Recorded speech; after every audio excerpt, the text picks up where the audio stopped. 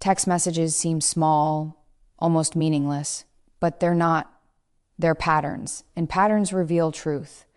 Men don't usually say how they feel directly. They show it in consistency, timing, and effort. If you've ever wondered why his messages confuse you, why he's warm one day and distant the next, or why something feels off even when his words sound right, this isn't about overthinking texts. It's about understanding behavior. In this video, we'll break down how men communicate emotionally without the guessing, without the anxiety, and with clarity that actually protects your self-respect. Because when you learn to read patterns, you stop chasing explanations and start seeing the truth. When we talk about consistency in texting, we're not talking about something trivial or superficial. We're talking about one of the most reliable behavioral indicators of emotional investment. Humans reveal their priorities not through declarations, but through patterns. And texting, because it's low effort and frequent, exposes patterns faster than almost any other form of communication. Consistency doesn't mean constant messaging. That's an important distinction. A man doesn't need to text you every hour, every day to be emotionally invested. What matters is whether his communication follows a recognizable rhythm, whether his presence feels stable, whether you can roughly predict how and when you'll hear from him. The nervous system is very good at detecting stability, and when consistency is missing, the body often reacts before the mind catches up. You feel unsettled. You start checking your phone more. You replay conversations. That's not because you're insecure. It's because the environment is unstable. Psychologically, consistency signals safety, and safety is a prerequisite for emotional attachment. When a man is genuinely interested, his communication tends to stabilize over time. Early attraction might show up as excitement or intensity, but real investment shows up as reliability. He doesn't vanish for days without explanation. He doesn't oscillate between affection and silence. His texting becomes part of a larger pattern of showing up in your life in small, predictable ways. Inconsistency, on the other hand, is often misinterpreted. People are quick to explain it away. He's busy, he's stressed, he's not a big texter. And sometimes those explanations are true, temporarily. But human behavior, when observed over time, tells a clearer story. Everyone has busy days, everyone has stress, yet people still find ways to engage with what they value. Consistent inconsistency is not circumstantial, it's informational. One of the reasons this is so confusing in modern dating is because texting creates an illusion of intimacy. Words arrive directly in your hand. They're personal, they feel immediate. But intimacy isn't created by proximity. It's created by reliability and presence. A man can send emotionally charged messages one day and disappear the next, and those messages don't cancel out the disappearance. In fact, they often make it worse because they create cognitive dissonance. You're left trying to reconcile warmth with absence. From a psychological perspective, inconsistency activates uncertainty, and uncertainty is addictive. There's research showing that intermittent reinforcement, the same mechanism used in gambling, creates stronger attachment than consistent reward. When affection shows up unpredictably, the brain releases more dopamine in anticipation. This can create a false sense of connection, where the intensity of your emotional response is mistaken for depth of the relationship, but intensity is not investment. It's often the opposite. A man who is emotionally invested doesn't want to keep you guessing, not because he's consciously trying to reassure you, but because consistency is the natural byproduct of caring. When someone matters to you, they occupy mental space. You check in, you follow through, you maintain continuity, not perfectly, but noticeably. It's also important to recognize that consistency reflects internal order. Men who are capable of stable relationships tend to have relatively ordered inner lives. They can regulate their emotions, manage their time, and communicate without dramatic fluctuations. When a man's texting is erratic, it can signal emotional chaos, avoidance, or ambivalence. None of those are foundations for healthy intimacy. This doesn't mean judging someone harshly or immediately walking away at the first sign of irregular communication. It means observing without rationalizing. Observation is an act of self-respect. You're gathering data rather than constructing excuses. And this is where many people struggle because hope is powerful. We want potential to outweigh evidence. But relationships don't run on potential, they run on behavior repeated over time. Consistency also reveals intention. When a man is interested in building something real, his communication aligns with that goal. His words and actions move in the same direction. There's coherence. You don't feel like you're decoding hidden meanings or reading between lines. You're not analyzing timestamps or wondering what changed. The absence of confusion is not boring, it's peaceful. There's a philosophical layer to this as well. We are what we repeatedly do. Aristotle said that virtue is a habit, not an act. The same applies to care. Care is not something you perform once in a while when it's convenient. It's something you enact through repeated, reliable behavior. Texting, as mundane as it seems, becomes a micro-expression of that principle. Many people fear that expecting consistency is asking for too much, especially women who are often socialized to be accommodating, understanding, and patient. But expecting consistency is not demanding perfection. It's expecting alignment. It's saying, I pay attention to how I feel in response to your behavior, and I trust that information. When consistency is present, anxiety decreases. You're not constantly bracing for disappointment. You're not overanalyzing tone or timing. You're free to be present rather than vigilant. That emotional freedom is one of the clearest signs that something is healthy. And when consistency is absent, the question isn't, how do I get him to show up more? The better question is, what is his behavior already telling me? Because behavior is honest. It may not be kind and it may not be what you want to hear, but it's rarely deceptive. It's also worth noting that consistency grows with investment. Early stages may be uneven as two people calibrate interest and boundaries. But over time, genuine interest trends towards stability, not chaos. If weeks or months go by and the pattern remains erratic, that pattern is the message. A man who wants you in his life integrates you into it.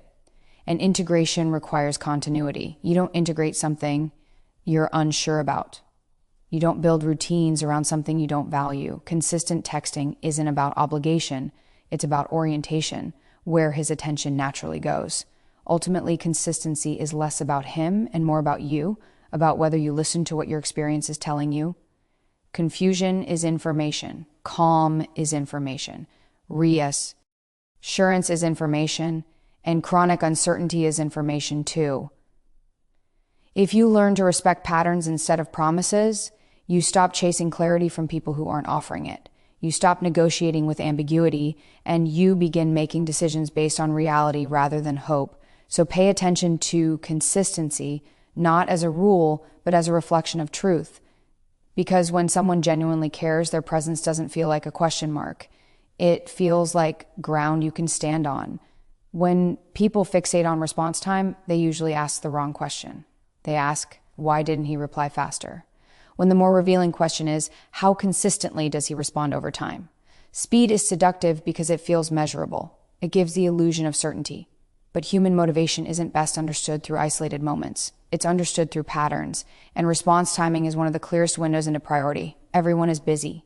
That statement is almost meaningless now because busyness has become the default state of modern life. Work, notifications, obligations, fatigue, none of that is unique. What is unique is how people allocate attention within that busyness. Attention is a finite resource. Where it goes repeatedly tells you what matters. A man who is emotionally invested doesn't necessarily reply instantly, but he replies reliably. There's a difference. You may not hear from him during a meeting or a long workday, but you hear from him afterward. You don't wonder whether your message disappeared into a void. There's a sense of continuity. His responses feel like part of an ongoing conversation rather than sporadic interruptions. What destabilizes people emotionally isn't delay. It's unpredictability. If someone always responds in the evening, you adjust. If someone usually replies within a few hours, you adjust. The nervous system calibra. But when response times swing wildly without explanation, 10 minutes one day, 2 days the next, that inconsistency creates psychological noise. You're left trying to interpret absence, and absence invites projection. From a psychological standpoint, predictability reduces cognitive load. When you know roughly what to expect, your mind doesn't spin. When you don't, it searches for meaning. And when meaning isn't available, it often turns inward, asking, did I do something wrong? This is where response timing becomes emotionally consequential. It quietly shapes self-perception. Many people defend slow or irregular replies by saying, he's just not a texter. And again, sometimes that's true. But being not a texter doesn't mean being unresponsive. It means preferring fewer, more intentional messages. Even then, there's still a pattern, still a rhythm, still a sense that communication doesn't depend entirely on chance. The problem arises when busyness is used as a blanket justification for disengagement. Busyness explains delay. It does not explain disappearance. When hours turn into days without acknowledgement, what's being communicated, intentionally or not, is that responding is not a priority. And priority is not about desire alone. It's about willingness to allocate energy. Philosophically, this ties into a deeper truth about values. Values are not what we claim to care about. They are what we act on when resources are limited. Time and attention are the most limited resources we have. So when someone repeatedly fails to respond within a reasonable, consistent time frame, it's not a flaw in scheduling. It's a revelation of hierarchy. This is uncomfortable to confront because it challenges hope. It's easier to believe that circumstances are to blame than to accept that interest may be partial or conditional. But clarity, even when it's disappointing, is less damaging than prolonged ambiguity. Ambiguity erodes self-trust. There's also a cultural layer here. Dating advice often encourages people to appear busy, to delay responses strategically, to avoid seeming too eager. And while there's some truth to the idea that overavailability can signal insecurity, deliberate withholding often backfires. It replaces authenticity with performance. Real connection isn't built through calculated absence. It's built through mutual responsiveness. A man who sees you as a priority doesn't need rules to remember you exist. He doesn't need reminders to respond. His reply may not be immediate, but it's intentional. And importantly, when delays happen, they're often acknowledged. A brief explanation, a follow-up message, these are small behaviors, but they signal consideration. They say, I'm aware of the gap and I care enough to close it. Response timing also reveals emotional maturity. People who can manage relationships tend to manage transitions well. They don't leave conversations hanging indefinitely. They understand that communication isn't just about expressing oneself. It's about maintaining connection. Silence without context breaks connection. Even unintentionally, what often happens in imbalanced dynamics is that one person adapts endlessly. They lower expectations. They wait longer. They tell themselves to be patient. Over time, patience turns into self-abandonment. You start organizing your emotional life around someone else's availability. That's not intimacy. That's asymmetry. And this is where discernment becomes essential. You don't need to demand faster replies. You don't need to confront or accuse. You need to observe. Observation is neutral. It's calm. It asks, what is actually happening here? Rather than, how do I change this? Because you can't negotiate priority. You can only respond to it. It's also worth noting. Sing how you feel in your body. Do you feel grounded or restless? Secure or hyper-aware? Are you relaxed when you send a message or bracing yourself for silence? These reactions aren't irrational. They're feedback. The body often understands. Relational dynamics before the intellect does. Over time, consistent low priority creates a subtle erosion of self-worth, not because you are unworthy, but because repeated deprioritization teaches the nervous system to expect neglect. That expectation can become familiar, even comfortable, which is dangerous. Familiarity is not the same as health.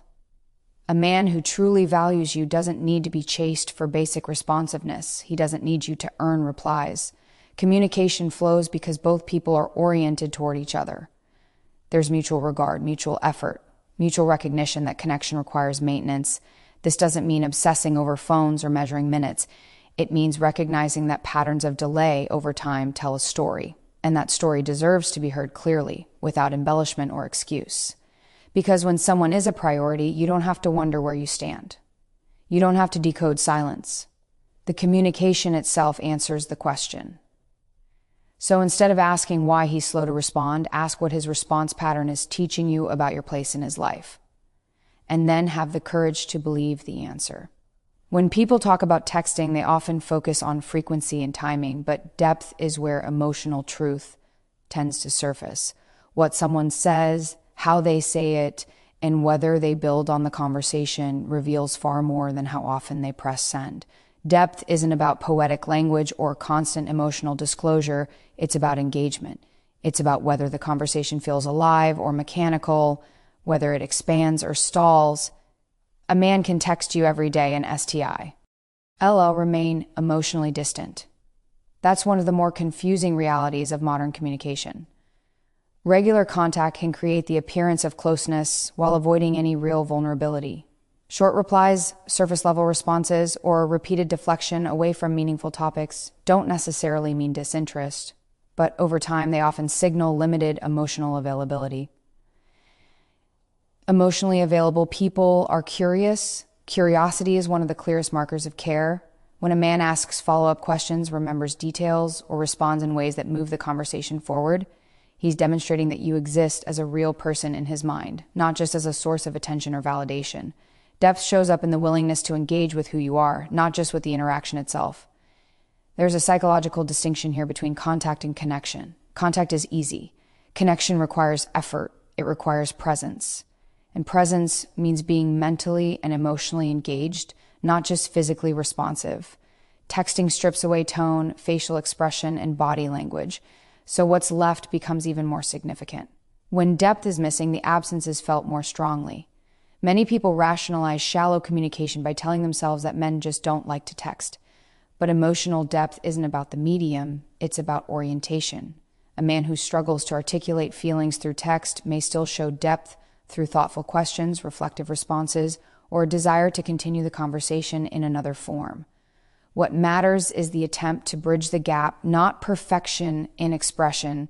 Consistently shallow texting often reflects emotional containment. Some men have learned to keep their inner lives tightly regulated, not because they lack feelings, but because expressing them feels unsafe or unnecessary. In early stages, this can look like company, composure, or mystery. Over time, however, it often becomes a barrier. Relationships don't deepen without shared meaning. Philosophically, depth in communication is tied to recognition. To recognize another person is to acknowledge their inner world. When messages stay at the level of logistics, jokes, or vague affirmations, there's little recognition happening. The conversation doesn't touch values, experiences, or perspectives. It remains safe, but safety without depth eventually becomes emptiness. This is where many people feel something is off but can't quite name it. There's no obvious wrongdoing. He's polite. He responds. He may even be kind. But the interaction doesn't nourish. You don't feel seen. The absence of being seen is psychologically significant. Humans are wired for mutual recognition. Without it, attachment remains shallow. It's also important to differentiate between brevity and emptiness. Some people communicate concisely but meaningfully. A short message can still carry weight if it reflects attention and thought. Emptiness shows up not in length, but in repetition and disengagement. Yeah, haha, nice. Over and over again eventually communicate indifference, regardless of intent. Depth also involves emotional risk. To engage meaningfully is to expose oneself to misunderstanding or rejection. Men who avoid depth may be protecting themselves, but protection has a cost. It limits intimacy, and intimacy cannot be forced. It emerges when both people are willing to step slightly beyond comfort. This becomes particularly relevant when you notice an imbalance. If you're consistently sharing more, asking more, and offering more emotional substance, the dynamic becomes asymmetrical. Over time, that imbalance can erode self-respect. You begin editing yourself, pulling back, or over-functioning to compensate. Neither leads to genuine connection. Emotionally available men don't require constant prompting. They don't need you to carry the conversation indefinitely. There's reciprocity. There's a sense of mutual investment in keeping the exchange meaningful. When that reciprocity is missing, it's worth paying attention, not with judgment, but with honesty. There's also a developmental aspect here. Emotional depth requires self-awareness. People who haven't spent time reflecting on their own experiences often struggle to engage with others on that level. Their communication stays concrete because abstraction feels unfamiliar. Again, this isn't a moral failing, but it does shape what kind of relationship is possible. Depth in texting often mirrors depth in person.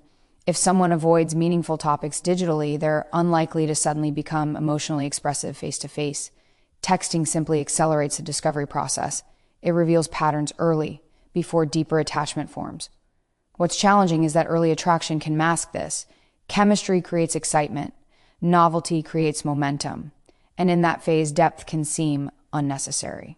But as novelty fades, depth becomes essential. Without it, the connection plateaus.